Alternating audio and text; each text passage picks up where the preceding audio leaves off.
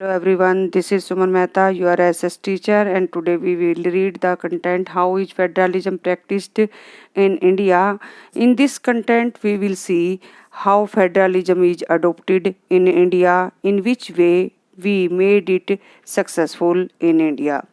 Let us see. Constitutional provisions are necessary for the success of federalism, but these are not sufficient. संविधान में provision लिखने से ही federalism successful नहीं हो जाता. If the federal experiment has succeeded in India, it is not merely because of the clearly laid out constitutional provision. सिर्फ इसलिए नहीं कि इनको लिख दिया ये नेसेसरी हो गया, सब लोग इसको फॉलो करने लग जाएंगे. It is a just a piece of paper and clearly laid out करने से ही काम नहीं चलता, उसको इम्प्लीमेंट भी करना पड़ता है. तो जो चीज़ क्लियरली लिखी गई है उसको अगर क्लियरली इम्प्लीमेंट नहीं करेंगे तो कैसे उम्मीद कर सकते हैं कि वो चीज़ सक्सेसफुल हो जाएगी.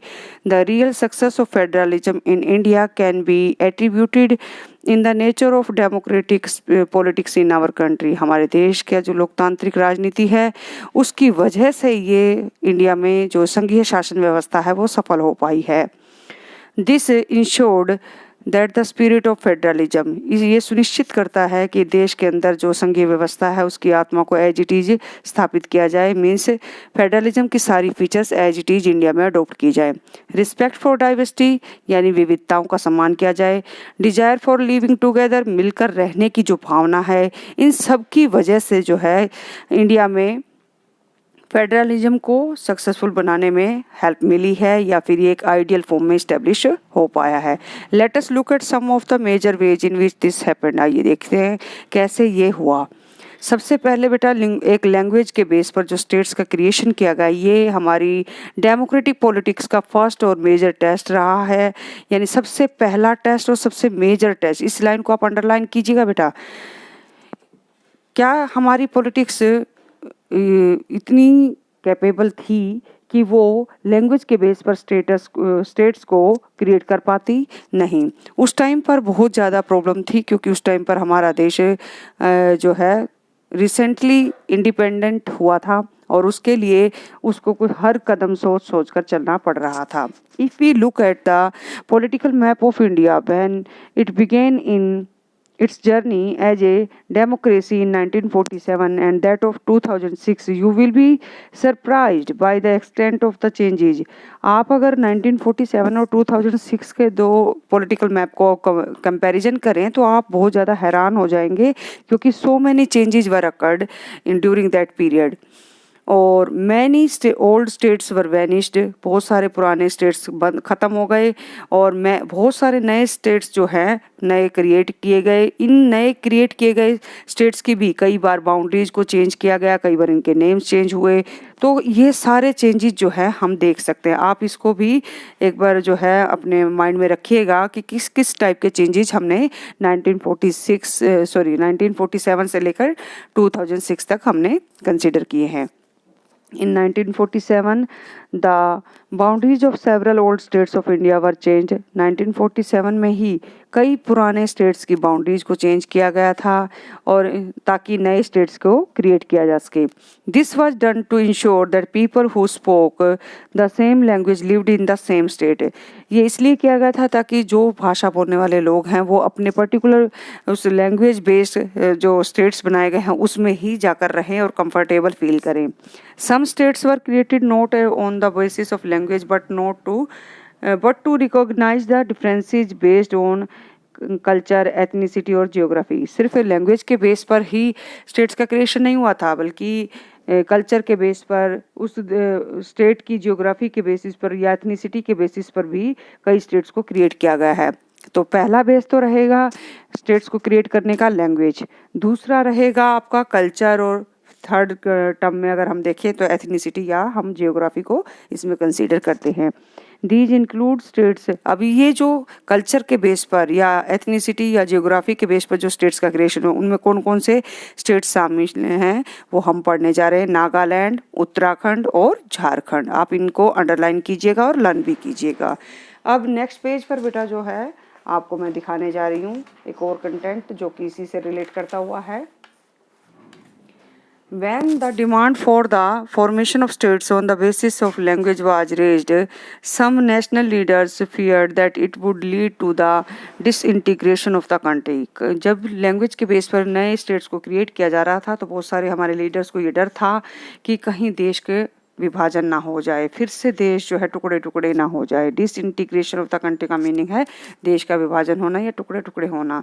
The central government registered linguistic states for some time, हालांकि सेंट्रल गवर्नमेंट ने कुछ हद तक कुछ टाइम तक जो है भाषा के आधार पर राज्यों के निर्माण की जो मांग उठ रही थी उसको टालने की कोशिश की, लेकिन आखिरकार उन्हें इस बात को मानना पड़ा और स्टेट्स को क्रिएट करना पड़ा। But the experience has shown that the formation of linguistic states has actually made the country more United. जो डर हमारे राजनेताओं के मन में था, हमारे लीडर्स के मन में था कि कहीं डिसइंटीग्रेट ना हो जाए इंडिया, तो वो डर निराधार निकला और हमारा देश जो है पहले से ज़्यादा मजबूत होकर सामने आया दुनिया के, या फिर हम ये कह सकते हैं हमारे देश की एकता बढ़ गई, यानी लोग मिलजुल कर रहने लगे।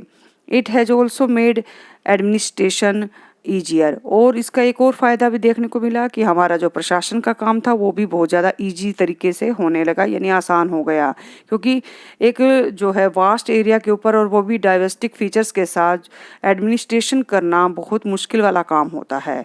सेकंड टेस्ट जो है हमारी डेमोक्रेटिक पॉलिटिक्स के लिए था लैंग्वेज पॉलिसी, यानी किस भाषा को हम अपनी राष्ट्रीय भाषा का दर्जा दें। A second test for Indian federalism or federation is the language policy. Our constitution did not give the status of national language to any one language. हमारे कॉन्स्टिट्यूशन ने किसी भी एक भाषा को राष्ट्रीय भाषा का दर्जा नहीं दिया है। Hindi was identified as the official language. Hindi को भी एक आधिकारिक भाषा बनाया गया, राजकाज की भाषा बनाया गया है, ना कि राष्ट्रीय भाषा बनाया गया है। But Hindi is the mother tongue of only about 40% of Indians, क्योंकि हिंदी को भी बोलने वाले भारत के सिर्फ 40% लोग हैं। There were many safeguards to protect the other language. दूसरी भाषाओं का सम्मान बना रहे, उनको सुरक्षित माहौल मिले दूसरी भाषा बोलने वाले लोगों को, इसको मेंटेन करने के लिए ही इस टाइप का कदम उठाया गया था। Besides Hindi, there are 21 other languages recognized as scheduled language by the Constitution. तो हिंदी के अलावा 21 और भाषाओं को अनुसूचित भाषा का दर्जा दिया गया हमारे संविधान के द्वारा। इस लाइन को आप अंडरलाइन करते चलिएगा बेटा, ये बहुत इंपॉर्टेंट लाइन्स हैं और मेजर क्वेश्चन भी इसमें से फ्रेम होगा। A candidate is an examination conducted for the central government positions may opt to take the examination in any of these languages. इन 22 भाषाओं में यानी 22 लैंग्वेज के अंदर हमारा जो सेंट्रल एग्ज़ाम कोई भी हम देते हैं जॉब गेट करने के लिए या पोजीशन गेट करने के लिए, तो इनमें से हमसे चॉइस की जाती है, यानी चॉइस करवाई जाती है। ये कहा जाता है कि आप कोई भी मीडियम चूज कर सकते हो। इन 22 लैंग्वेजेस के अंदर से हम जो है अपना एक पर्टिकुलर लैंग्वेज को चूज करते हैं। Much of the government work take place in the official language of the concern states. ज़्यादातर जो हमारे राजकाज के काम हैं, यानी सरकार के जो काम होते हैं, वो उस स्टेट पर्टिकुलर स्टेट की ऑफिशियल लैंग्वेज में ही कंडक्ट किए जाती है। यानी जो अलग अलग स्टेट है उनकी भी अपनी एक ऑफिशियल लैंग्वेज हो सकती है, वो अपनी एक पर्टिकुलर लैंग्वेज को ऑफिशियल लैंग्वेज के रूप में यूज कर सकते हैं। इतनी फ्रीडम भी हमारे स्टेट्स को दी गई है। Unlike Sri Lanka, the leaders of our country adopted a very cautious attitude in spreading the use of Hindi. हमारे श्रीलंका की तरह नहीं, हमारे देश के अंदर तो हिंदी को फैलाने के लिए भी बहुत ही सावधानी से कदम उठाए जाते हैं। According to the constitution the use of English for official purpose was to stop in 1965। हालांकि हमारे संविधान की धारा के अनुसार क्या था कि इंग्लिश का इस्तेमाल जो है, अंग्रेजी भाषा का इस्तेमाल 1965 तक ही होना था और उसके बाद इसको बंद कर देना था। लेकिन कुछ साउथ इंडियन स्टेट्स की डिमांड की वजह से जो है यहाँ पर इंग्लिश आज तक भी कंटिन्यू है, और ख़ास करके ये जो तमिलनाडु का जो एरिया है वहाँ पर एक मूवमेंट इसके खिलाफ हो गया था जो कि हिंसात्मक रूप धारण कर चुका था। यानी बहुत मारकाट फैलने लगी थी, लोग उपद्रव मचाने लगे थे, क्योंकि वो नहीं चाहते थे कि हिंदी को ही ज़बरदस्ती उन पर थोपा जाए। क्योंकि साउथ इंडिया के साइड बेटा इंग्लिश बोलने वाले लोगों का जो है ये कह सकते हैं ज़्यादा प्रभाव है, यानी ज़्यादा इंग्लिश बोलते हैं वहाँ पर और इंग्लिश को ही ज़्यादा यूज किया जाता है। सेंट्रल गवर्नमेंट जो है इसके प्रति रिस्पोंड कर रही थी, हालांकि मनाने की कोशिश भी उसने की, लेकिन इंग्लिश और हिंदी को उसको आखिरकार ऑफिशियल पर्पज़ के लिए यूज करने की परमिशन देनी पड़ी। Many critics think that this solution favored the English speaking allied। कुछ लोगों का मानना है, अब कुछ आलोचक तो ये कहेंगे कि ये तो अंग्रेजी भाषा बोलने वाले जो अलाइड पर्सन्स होते हैं उनको फैसिलिटी दे दी गई और हिंदी को डिग्रेड कर दिया गया, जबकि ऐसा नहीं है। Promotion of Hindi continues to be the official policy of the government of India। Hindi का प्रमोशन भी हमारी भारतीय सरकार द्वारा अलग अलग स्टेप पर उठाया गया है, इसका प्रमोशन करने की कोशिश की गई है। Promotion does not mean that the central government can impose Hindi on states where people speak a different language। Promotion का मतलब ये नहीं है कि देश की सरकार हिंदी को ज़बरदस्ती उन राज्यों में लागू कर देगी जहाँ पर वो कोई दूसरी भाषा बोलते हैं या उसमें काम करते हैं। The flexibility shown by Indian political leaders helped our country avoid the kind of situation that Sri Lanka finds itself in। अब यहाँ पर हमारे देश के जो राजनेता हैं उन्होंने मदद की है एक टाइप से हमारे देश की उस सिचुएशन से अपने देश को बचाने की जिस सिचुएशन को श्रीलंका ने फेस किया था, यानी सिविल वॉर होने से रोक लिया, सावधानी से कदम उठाया भाषा के प्रति। तो आज के लिए बेटा इतना ही, और आप इसको रीड कीजिएगा और इसके in between question answers learn कीजिएगा, प्लस इसके नोट्स भी प्रिपेयर कीजिएगा। Thank you.